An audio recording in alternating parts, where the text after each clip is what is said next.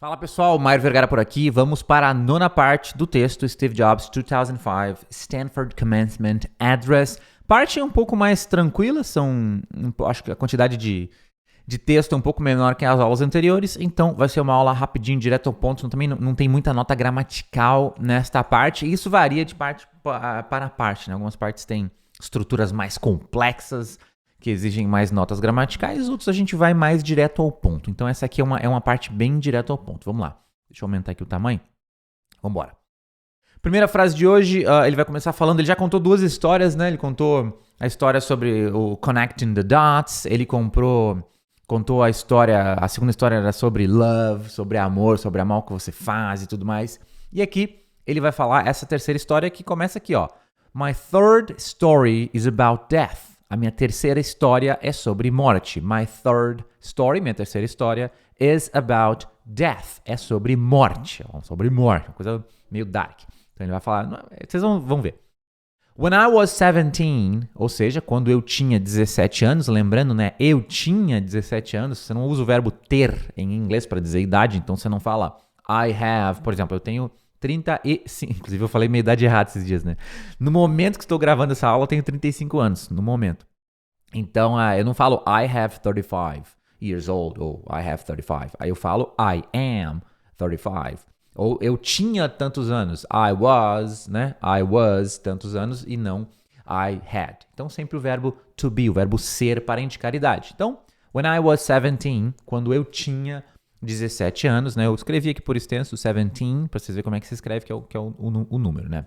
Então, when I was 17, quando eu tinha 17 anos, I read a quote. I read a quote that went something like this. Alguns detalhes aqui, I read a quote. A gente já viu isso aqui numa aula passada, né? Que o passado do verbo ler, o verbo ler é read. E o passado é read, só que escreve do mesmo jeito. Então, no presente, eu leio. Eu leio é I read. E eu li é I read. Só que assim, ó, escreve exatamente igual. Ah, como é que eu vou saber, então, qual que é o presente e qual que é o passado? Você vai saber pelo contexto.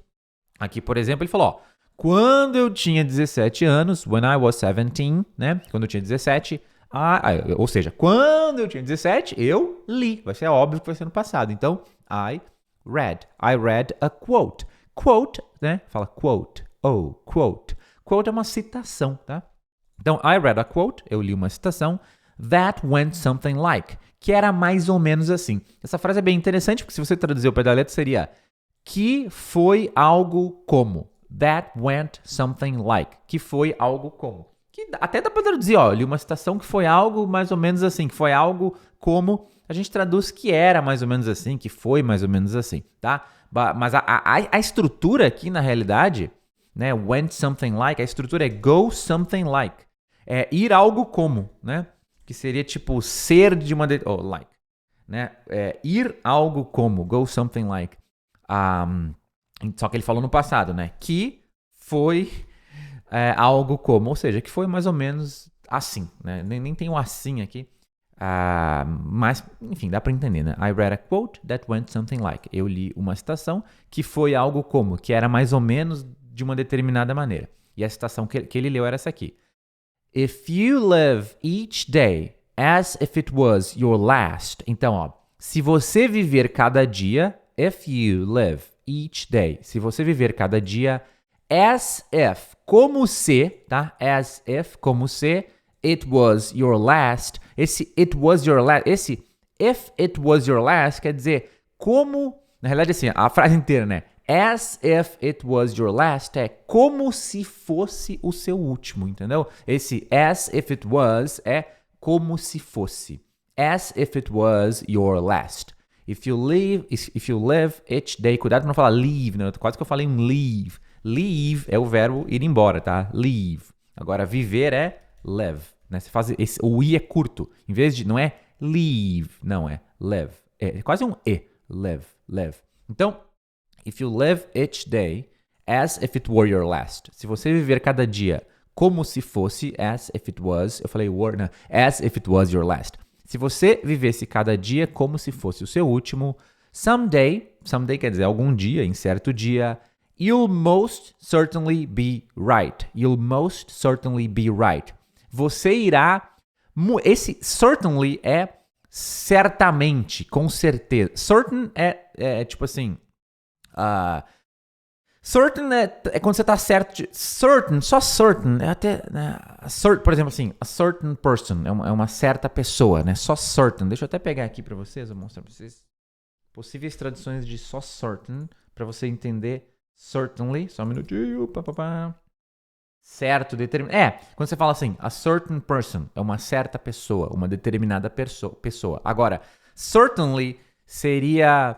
certamente, com certeza. Então, certainly, certamente, com certeza. Most certainly seria com muita certeza ou muito certamente. Então, a frase inteira seria you will, né? Tá contraído aqui.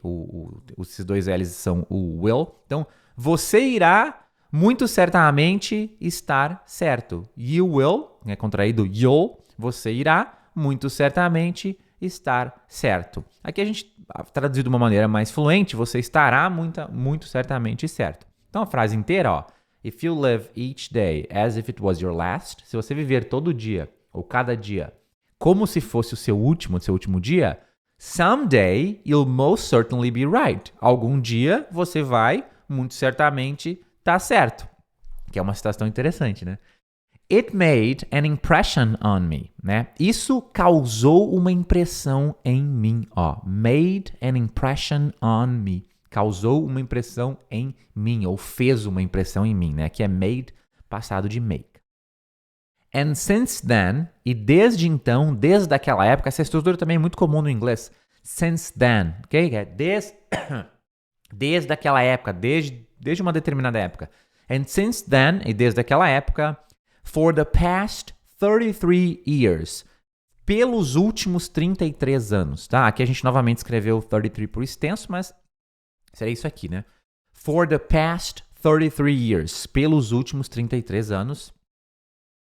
I've looked into the mirror every morning. Então isso aqui, ó, eu olhei no espelho todo... Dá pra traduzir também como eu olho no espelho toda manhã, tá? Isso aqui é o present perfect. Então, esse é o passado que tem relação com o presente, novamente, tá? Ele não falou assim, ó. Se fosse no passado simples, seria assim.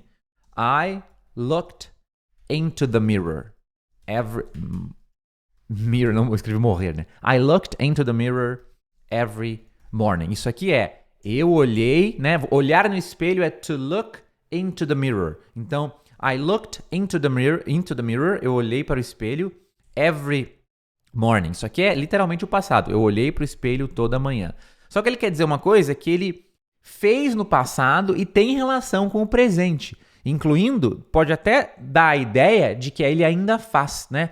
Pelos últimos tantos anos, toda manhã, eu olhei... Por exemplo, assim, ó, pelos últimos 33 anos eu olhei no espelho toda manhã. Se eu falo essa frase, quer dizer que toda manhã eu vou lá e olho no espelho e talvez eu ainda olhe. Não dá para saber exatamente se eu olho ainda ou não, mas existe essa relação com o presente. Se daria para traduzir até, quer dizer, agora eu tô falando aqui, né, do I've looked. Então, só clarificando, esse aqui seria o passado simples, que acabou. Eu olhei no espelho e não olho mais. Agora, como ele usou o present perfect, que é I have looked, né? I have looked into the mirror every morning, e ele contraiu aqui o have, né?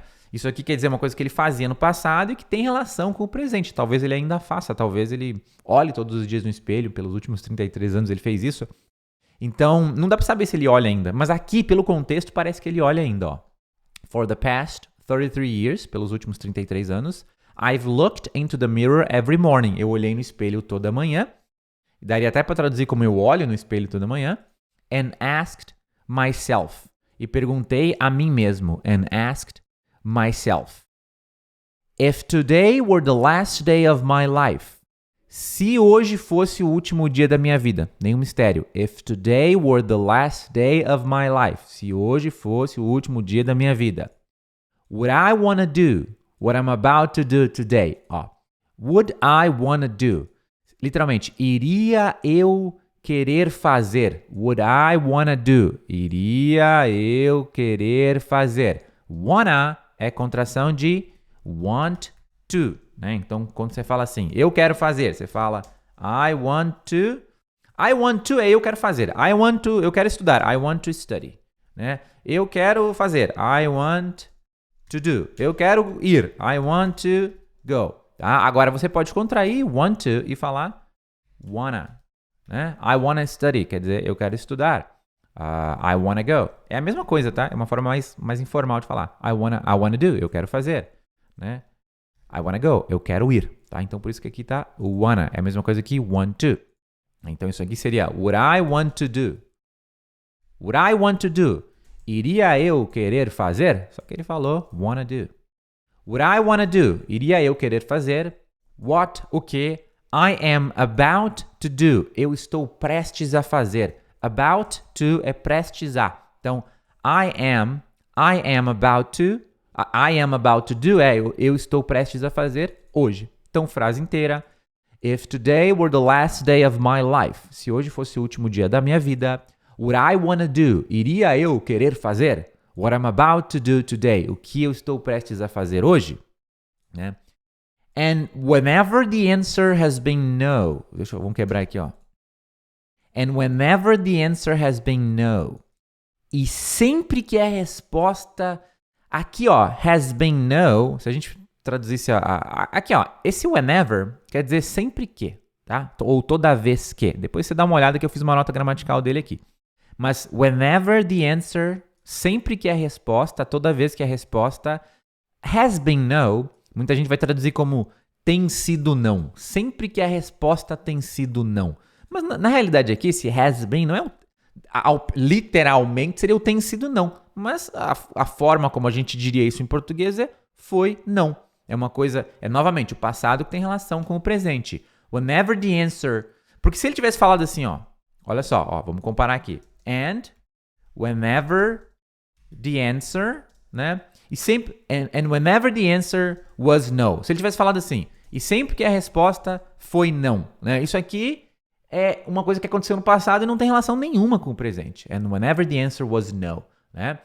Só que é sempre que a resposta foi não no sentido que é o passado com relação com o presente. Então, the answer has been, literalmente tem sido no. Whenever the answer has been no. Sempre que a resposta... Também o jeito de falar em português é foi não. Sempre que a resposta foi não. Só que é um foi, né? Tem gente que gosta de entender como tem sido não, mas o certo mesmo é foi. Foi não. Só que é um foi do passado que tem relação com o presente, ok? And whenever the answer has been no, sempre que a resposta foi não, for too many days in a row. Por muitos dias, too many... days são dias, certo? Many days, muitos dias. Too many days também é muitos dias, mas é tipo assim, too many days é muitos dias, só que é mais muitos do que many days. Você consegue entender? É como se assim, ó, many days são muitos dias. Too many days também traduz como muitos dias, só que esse aqui é mais intenso, é too many days. Esse aqui é só many days. Não tem diferença na tradução do português, é muitos dias ou muitos dias mesmo, seria como, tipo assim, se você quisesse fazer uma tradução. Mas, em geral, ambos são traduzidos como muitos dias, só que isso aqui é mais intenso. For too many days in a row. In a row quer dizer em sequência. A gente aprendeu numa aula passada, se eu bem me lembro, né? In a row. Row quer dizer uma fila, né? Ou uma linha. In a row é em fila, em linha, ou seja, em sequência. Whenever the answer has been no for too many days in a row. Sempre que a resposta foi não por muitos dias seguidos, em sequência. E um detalhe aqui, só voltando, eu sei que eu falo 1000 vezes a mesma coisa, a galera fala que eu sou meio prolixo, mas eu sempre falo que prolixidade é bom para didática, porque aí eu falo 1000 vezes a mesma coisa, as coisas vão entrando na cabeça de vocês. Eu sei que às vezes parecem complicadas essas estruturas, mas assim, ó, eu garanto para você, só aprende a frase. Tipo essa frase aqui, ó. Whenever the pega toda ela aqui, ó. Whenever the answer has been no for too many days in a row. Aprende essa frase, se acostuma com essa frase, só aprende ela, lê ela várias vezes, escuta ela várias vezes, repete ela em voz alta, se acostuma.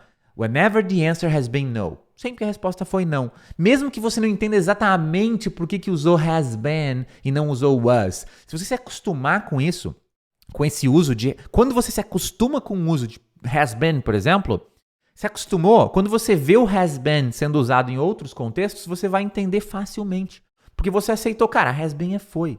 Has been no, foi. Sempre que a resposta foi não. Whenever the answer has been no. Fica muito mais fácil de você usar a estrutura e de você entender. Você vai começar a realmente entender e realmente usar o inglês da maneira correta não é quando você souber as regras, né? As regras até é legal, é legal pra você saber, é meio que uma curiosidade.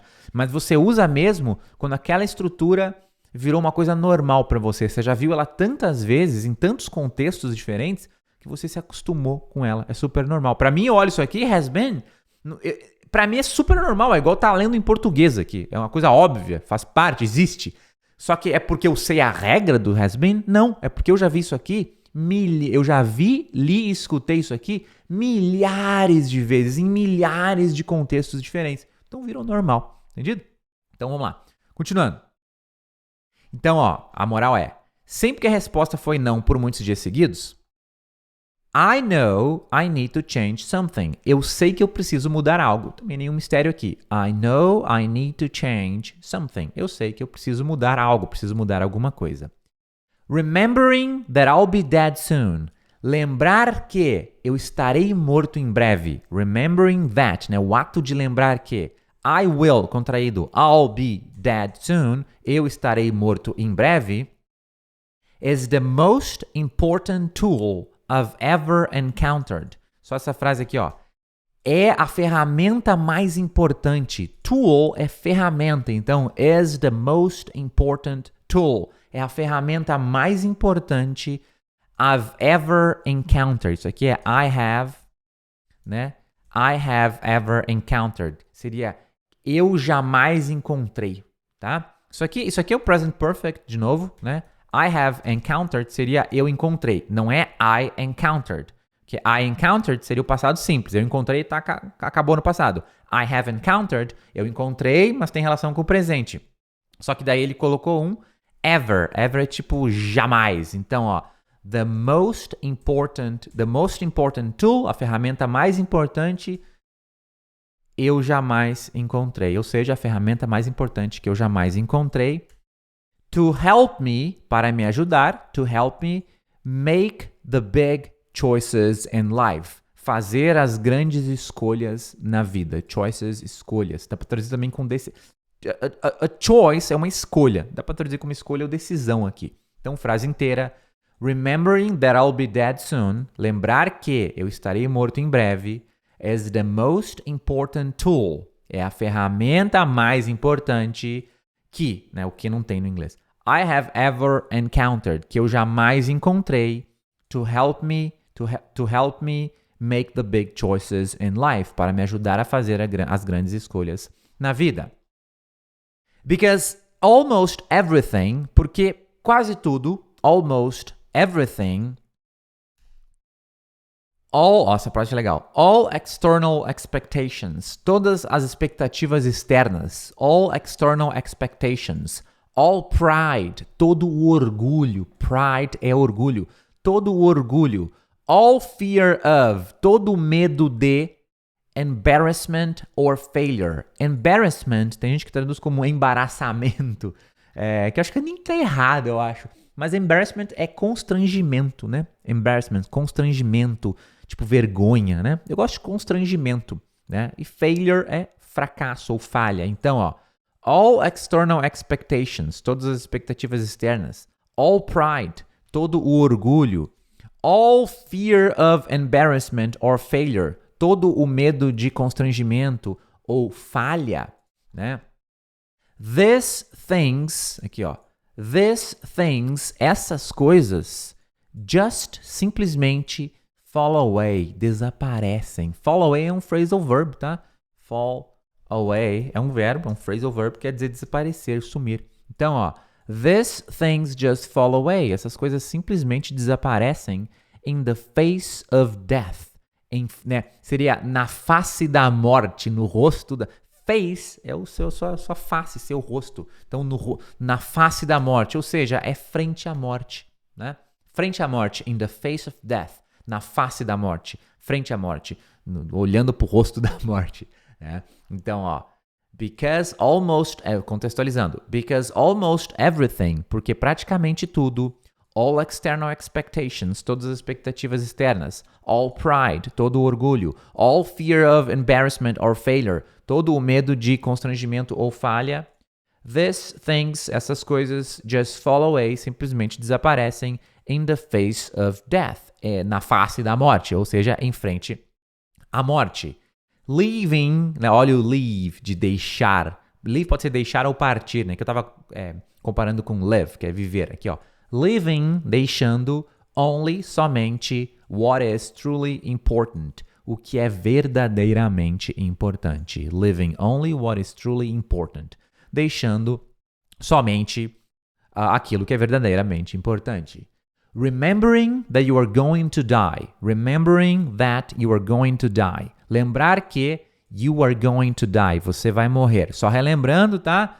Futuro. Você pode fazer you will die. Você vai morrer. Ou você pode falar you are going to die. Ambos querem dizer a mesma coisa, tá? Ambos querem dizer você vai morrer. Aí pode ser outro verbo aqui. You will study. Você vai estudar, né? You are going to study.